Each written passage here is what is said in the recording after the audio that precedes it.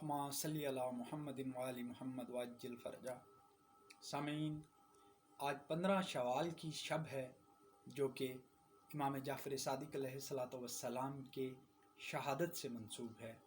میں امام کے بارے میں صرف اتنا کہنا چاہوں گا کہ یہ وہ امام ہیں جن کی صحبت سے فیض یاب ہونے والے جو شاگرد ہیں ان میں سے کوئی امام مالک بنا، کوئی امام ابو حنیفہ بنا، کوئی حضرت ابو سفیان ثوری بنا، کوئی عمر بن عبدالعزیز بنا، کوئی بایزید بستامی بنا، کوئی ہشام بن حکم بنا، کوئی جابر بن حیان بنا۔ جابر بن حیان جو فادر آف کیمسٹری ہے وہ امام کے مکتب سے فیضیاب ہونے والا ہے۔ اور میں صرف اتنا کہنا چاہوں گا کہ یہ نبوت کے خانوادے کے وہ فرزند تھے جن کا کام تھا راتوں کو گٹھری لے کر لوگوں کی مرادیں پوری کرنے کے لیے نکلتے تھے، یتیموں، بیواؤں اور مساکین کی حاجت روائی کرتے تھے۔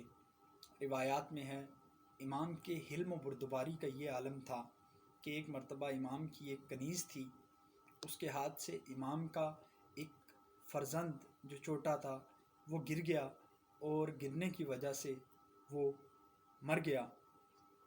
جب وہ کنیز نے دیکھا کہ امام سامنے ہیں تو اس کا چہرہ متغیر ہو گیا پریشانی کے عالم میں، ڈر کی وجہ سے، اور اہل بیت کے گھرانے کی کریمی دیکھیے کہ امام نے کہا کہ اے میری کنیز، میں نے تجھے آزاد کر دیا۔ کہتی ہے امام میری وجہ سے تو آپ کا فرزند جو ہے وہ مر گیا اور آپ یہ کر رہے ہیں؟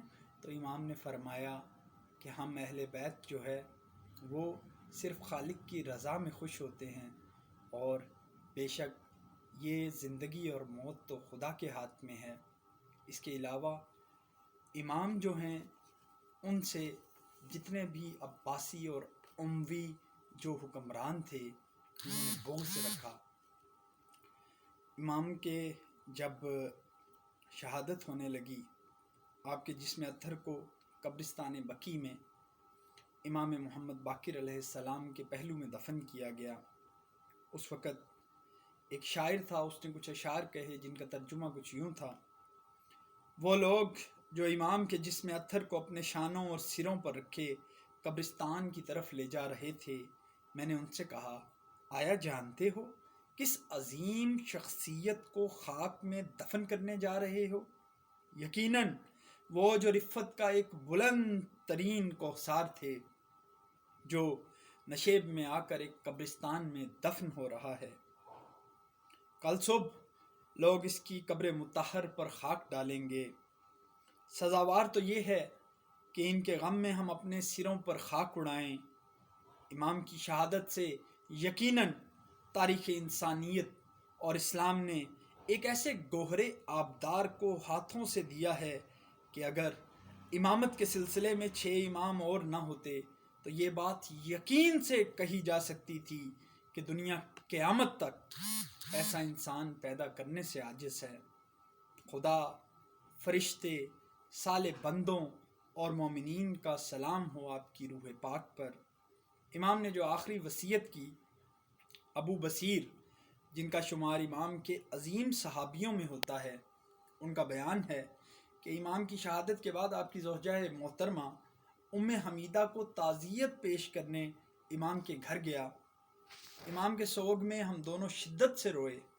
اس وقت انہوں نے مجھ سے فرمایا اے ابو بصیر، اگر امام کی شہادت کے وقت ہوتے تو تعجب کرتے، کیونکہ امام نے اپنی آنکھوں کو کھولا اور فرمایا میرے اعزاء و اقارب کو میرے پاس بلایا جائے۔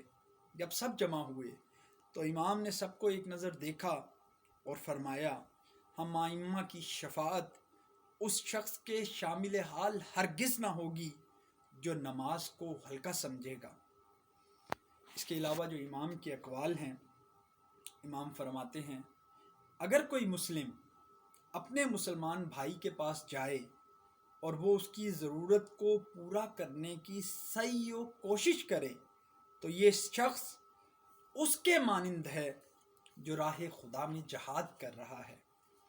خداوند عالم نے ارشاد فرمایا لوگ میرے عیال ہیں، میرے نزدیک سب سے زیادہ محبوب وہ ہے جو لوگوں کے ساتھ سب سے زیادہ مدارات کرے اور ان کی ضروریات کو پوری کرنے میں سب سے زیادہ صحیح و کوشش کرے۔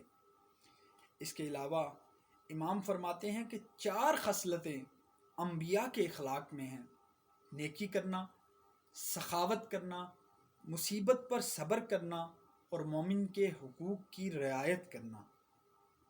امام فرماتے ہیں کوئی بندہ مومن اس وقت تک کمال ایمان کی حقیقت کو نہیں پہنچ سکتا جب تک اس میں یہ 3 خصلتیں نہ پائی جائیں: دین میں فہم اور بصیرت، معیشت میں میانہ روی اور مصیبتوں پر صبر۔ اس کے علاوہ امام فرماتے ہیں 3 آدمی 3 جگہوں پر پہچانے جاتے ہیں: حلیم اور بردبار غصے کے وقت، دلیر و شجاع جنگ کے وقت اور دوست و بھائی ضرورت کے وقت۔ اس کے علاوہ امام فرماتے ہیں کہ ہم تمام خوبیوں اور نیکیوں کی اصل ہیں، تمام نیکیاں ہماری ہی شاخ و برگ ہیں: توحید، روزہ، غصے کو پی جانا، عفو و درگزر، غریبوں پر رحم، ہمسایوں کے حقوق کا لحاظ و پاس، صاحبان فضیلت کا اعتراف۔ ان تمام چیزوں کا شمار نیکیوں میں ہوتا ہے۔ اور اس کے علاوہ امام فرماتے ہیں کہ ہمارے دشمن تمام برائی اور شر کی جڑ ہیں، تمام خرابیاں، فتنہ و فساد انہی کے درخت کی ٹہنیاں اور پتے ہیں، جیسے جھوٹ، بخل، چغل خوری، قطع رحم، سود خوری، یتیم کا مال کھانا، خدا کے معین کردہ حدود سے تجاوز کرنا، پوشیدہ اور آشکارا طور پر گناہ کرنا، زنا، چوری۔ وہ شخص جھوٹا ہے جو خود کو ہمارا محب جانتا ہے حالانکہ وہ ہمارے دشمنوں کی خاک کو برق سے چمٹا ہوا ہے۔ میں صرف اتنا کہنا چاہوں گا کہ امام کا جو شیوا تھا اور جو تمام اہل بیت کا شیوا تھا، وہ ایک واقعہ ہے جو میرے والد پیر سید ناظم حسین شاہ صاحب اکثر سناتے ہیں کہ ایک مرتبہ بغداد میں لوگ حضرت بشیر بلخی کے پاس گئے اور کہتے ہیں کہ یا حضرت آپ کے کھانے پینے کے کیا معمولات ہیں؟ تو بشیر بلخی کہتے ہیں کہ جو مل گیا وہ کھا لیا اور اگر نہ ملا تو صبر کیا۔ وہ لوگ ان کی بزم سے اٹھے اور امام جعفر صادق علیہ السلام کی بارگاہ میں آئے، کہنے لگے یا امام، ہم بشیر بلخی کے پاس گئے تھے، انہوں نے کہا کہ اگر مل گیا تو کھا لیا، نہ ملا تو صبر کیا، آپ اہل بیت جو ہیں ان کا کیا شیوا ہے؟ امام مسکرائے، کہنے لگے بشیر بلخی اللہ کا نیک بندہ ہے، مگر یہ جو اس نے کہا ہے یہ تو بلخ کے کتے بھی کرتے ہیں کہ مل گیا تو کھا لیا، نہ ملا تو صبر کیا۔ انہوں نے کہا امام آپ کا کیا شیوا ہے؟